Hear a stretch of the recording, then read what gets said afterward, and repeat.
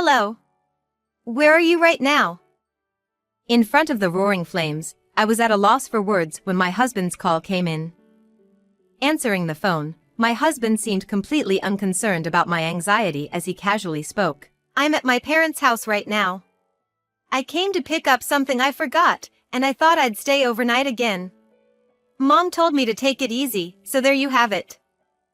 My husband, who knew nothing, calmly continued to spin his usual web of lies. It seemed he intended to stay leisurely in his childhood home, just as the fire was raging through it. My anger burned as fiercely as the flames. Sure, go ahead. But your childhood home is burning down right in front of my eyes, I said. Upon hearing those words, my husband's voice trembled with shock. What? What do you mean? My name is Esmeralda, a 31-year-old homemaker. I left my job in the apparel industry after getting married, a job I had enjoyed immensely, surrounded by cute clothes. However, marriage is about compromising with your spouse's wishes. Ideally, I would have preferred both of us working, but my husband insisted I focus on being a homemaker, so I had no choice. Now, I spend my days leisurely doing housework. It can be a bit boring at times, but finding joy in trying out new recipes is up to me. My husband Griffin is 35 years old, older than me, and works for a major trading company.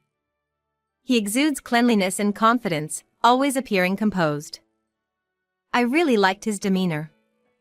We met through a friend's introduction, started dating thanks to his approach, and our relationship has been great ever since. Even after we started dating, my husband has always been considerate and kind to me. I never really had much experience with dating during my school days, especially since I attended an all-girls school. So, it felt like my dream come true. Our relationship continued for 2 years, and considering our ages, we decided to get married. He's a family-oriented person with a good income, so you could say he's an excellent husband. Thanks to him, I can focus on household duties, and I'm really grateful. I didn't dislike my job, but perhaps it was a case of always wanting what you don't have. One thing that concerns me, though, is my husband's demanding job. Lately, my husband seems to be extremely busy with work. He's constantly working overtime, returning home late, often arriving back home after I've gone to bed. Furthermore, even on his precious days off, he's consumed by meetings and preparations and frequently ends up going to the office. Still, he manages to maintain a sharp appearance and heads to work diligently every day. I wonder if this is what it means to be an elite. But what concerns me even more is my husband's health. No matter how strong a worker he is, it's meaningless if he breaks down physically. Judging by his energetic daily commutes, it seems his spirit hasn't waned. He's admirable and truly dependable as a husband. Nevertheless, as a wife, I should at least create a space that promotes his health and well-being. With that in mind, I immerse myself even more in household chores. We may miss each other and feel lonely at times, but it's all for the sake of our family. May my husband stay healthy and full of energy for a long time. I just need to continue supporting him day by day with all my heart. With these thoughts in my heart, I keep striving to do my best for my beloved husband every day. Time passed, and before we knew it, another season had come and gone for us as a couple. My repertoire of cooking has expanded, and I've steadily improved my skills as a homemaker. Nevertheless, I'm confident in my abilities, but I rarely have the opportunity to showcase them to anyone other than my husband. I cook everything from delicious dishes to health-conscious ones. Perhaps I've become a better wife than I thought. Meanwhile, my husband still appears to be incredibly busy with work, and in fact, he seems to be working more overtime than before. Looking back, we've had fewer and fewer chances to converse. Recently, he only comes home about half the week and often spends the night at his parents' house, which is somewhat closer to his workplace. Efficiency-wise, it might make sense, but the frequency is just too high. No matter how work-focused he is, I can't help but feel a bit frustrated. Moreover, his notifications about staying at his parents' house always come right before he should be about to return.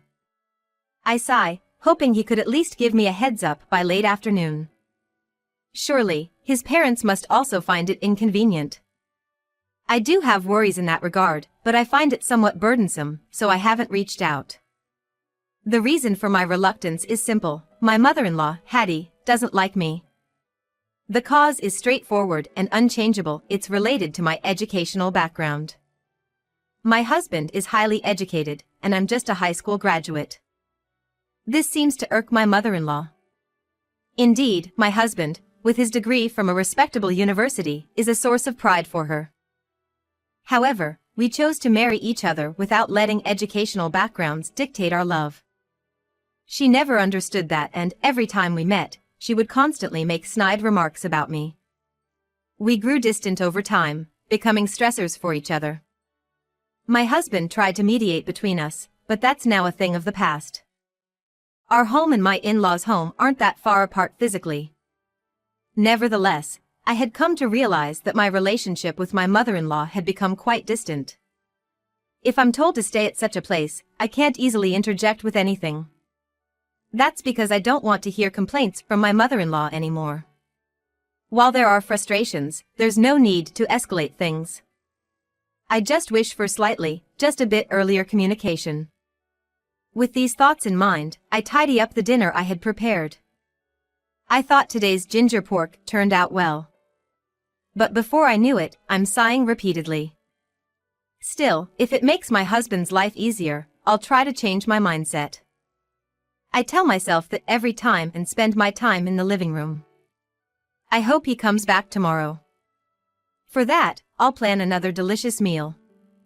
This routine continued for a few months until one day, I received a call from my friend Anaya.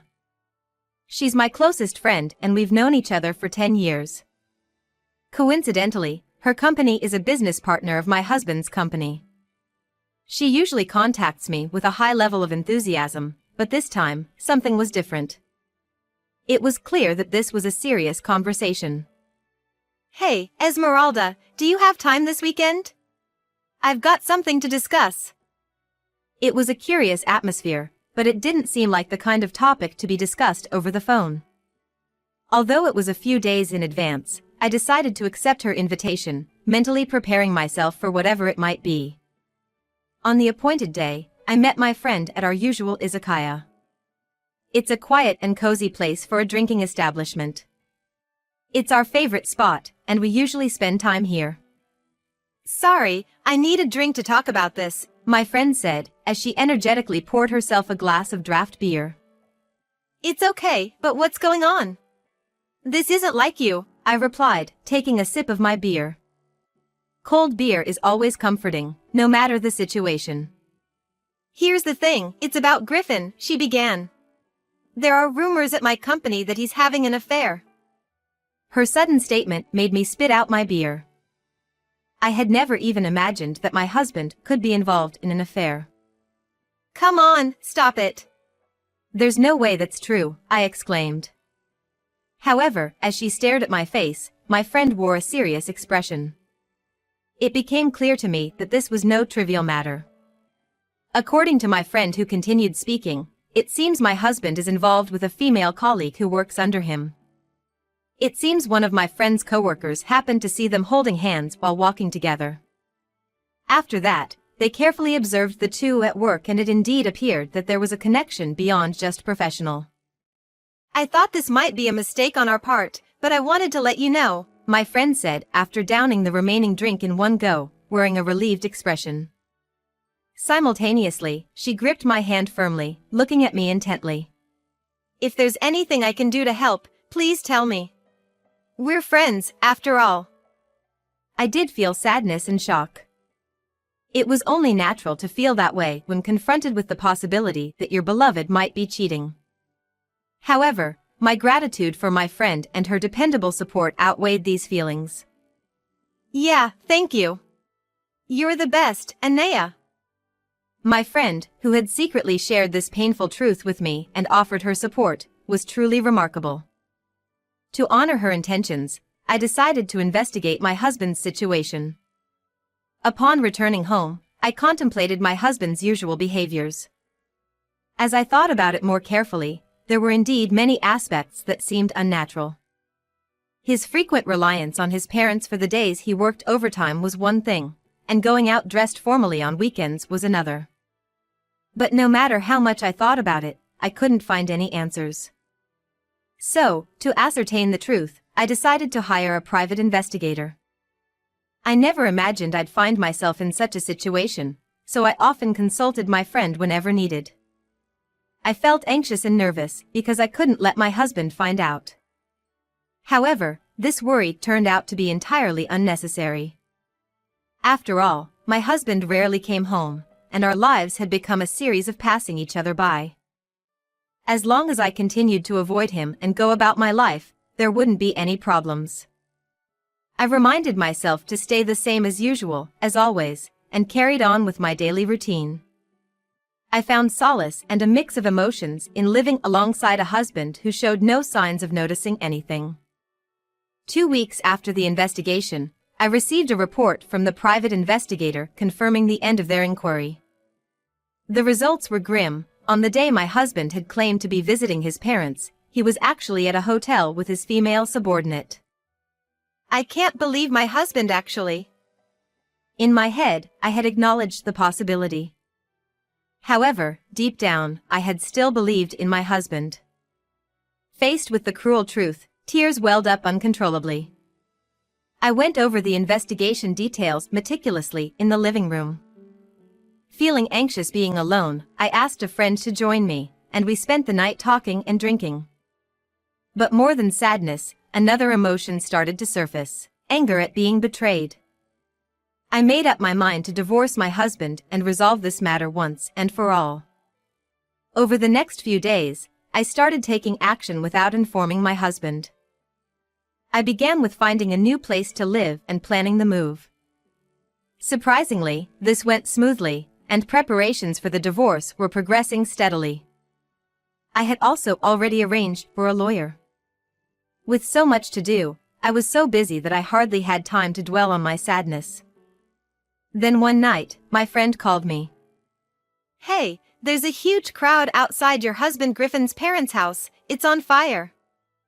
His parents' house was on the way from the station to my friend's house.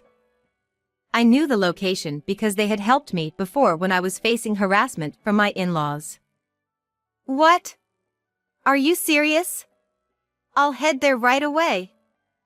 I was in the middle of folding laundry, but I couldn't afford to waste any time. I rushed to my in-laws' house. My relationship with my mother-in-law had been strained, but in such a serious situation, there was no time for that. Based on the phone conversation, I knew that both my mother-in-law and father-in-law were outside and safe. That was the only reassuring information I had. When I arrived at my in-laws' house, several fire trucks were already fighting the blaze with water. Still, the flames raged, and the house looked drastically different. This was a serious situation. I hurriedly tried to contact my husband. No matter how angry or resentful I might be, this was something I had to convey. I quickly took out my smartphone, and just as I did, I received a call from my husband. "Hello. Where are you right now?" My husband spoke cheerfully without a trace of concern, completely unaware of my turmoil. "I'm at my parents' house right now. I came to pick up something I forgot, and I thought I'd stay here again today. My mom told me to take it easy, so here I am." My husband, who knew nothing, calmly told yet another lie, seemingly as relaxed as always. It seemed he was planning to leisurely stay at his parents' house amidst this blazing fire. "Sure, go ahead.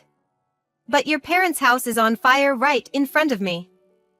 Upon hearing those words, my husband's voice trembled, and he sounded frantic. "What? What do you mean? Oh, I forgot to mention. I won't be returning to that house anymore. I'll send you the documents soon, so fill them out properly. Well then, give my regards to your affair partner." With those words, I turned off my smartphone. "If you're in trouble, rely on me." It was an emergency situation, but I was used to this by now. I nodded to my friend's smile, then returned home to collect my belongings. I could now enter my new place, and that's where I started my new life. The fire apparently originated in the kitchen. It seemed my husband had forgotten to turn off the stove after frying something. My in-laws hurriedly arrived, joining my husband. They had lost their place to live, so they ended up staying overnight at the house we used to live in. However, when they arrived home, I was nowhere to be found. When they asked my husband what was going on, they received an ambiguous response. My mother-in-law then sent me a message. "Hey, Esmeralda. Why aren't you here? I'm already at your place, so hurry back. You'd better entertain me." The messages were aggressive from the very first one. It was futile to explain to her that I wanted a divorce because of my husband's affair. "A high school graduate bride like you should accept a man's infidelity." Other messages followed, criticizing me for his infidelity and more. I realized that trying to engage with her was pointless. So, I decided to ignore my mother-in-law completely. On the other hand, my husband bombarded me with apologies through messages. Of course, I also ignored those and chose to watch how things would unfold. I knew the lawyer would handle the rest. In the days that followed, the lawyer I had hired sent divorce papers and documents regarding alimony to my husband. It seemed my judgment had been correct. This lawyer was exceptional and well-versed in this type of correspondence. Initially, my husband hesitated, but when presented with a multitude of evidence, he had no choice but to accept. He desperately pleaded for a simple divorce, but I had made it clear that I would not back down. This seemed to perplex my husband, and he was likely concerned about the impact on his job. In the end, he reluctantly signed the documents. My mother-in-law, who was present, continued to berate me as a gold-digging woman until the very end. Her harsh words could have led to defamation lawsuits. According to the lawyer's advice, she eventually fell silent and sulked. It's apt to say it was like she had a bitter pill to swallow, given her expression. I felt relieved hearing the lawyer talk with a smile. Afterward, my ex-husband apparently had a very difficult life. Alimony, property division, and financial support for his parents seemed to have stretched his finances to the limit. Moreover, at work, his affair and divorce became public knowledge, and he was viewed with disdain by his colleagues. Unable to bear their judgmental gazes, he requested a transfer to another department. This new department was where he wouldn't have to interact with anyone, essentially a miscellaneous tasks department with many senior employees. He faced bullying every day, and it seemed to be taking a toll on his mental health. His affair partner, too, couldn't withstand the scrutiny and chose to resign promptly. This was despite their affair being merely a fling with no deep love. My ex-husband explained that it was just him seeking young companionship with a casual attitude. Thus, these two people had dramatically altered their lives for a brief fling. However, I was no longer aware of the alimony, as it was paid using the funds my ex-in-laws provided for rebuilding their house. I heard rumors that my ex-husband had become a recluse, and his once beautiful looks had gone to waste. My friend kept sharing these stories during our drinking sessions. The person who replaced my ex-husband told her about it during their conversations, as she was always kind to women but harsh with male employees. On the other hand, I was leisurely job hunting with a substantial amount of money in hand. It seemed I was going to work at a shop run by a friend's acquaintance. They had recently opened the shop, and it was already attracting many customers, so they were short-staffed. They learned about my experience and invited me to join them. The shop had a calm and pleasant atmosphere. Additionally, the shop manager, like me and my friend, was a confirmed bachelor and a senior. I found it quite reassuring to have these experienced seniors to guide me in various aspects of life. As I had more time to think, I started contemplating new ways of living. From now on, I was a free woman. I could experience anything that piqued my interest. With dependable senior colleagues to guide me, I was ready to step into a new world. Thinking about it, the sadness of divorce disappeared, and I became more optimistic. My path in life from now on was filled with exciting possibilities. The thought of it makes me feel excited even now.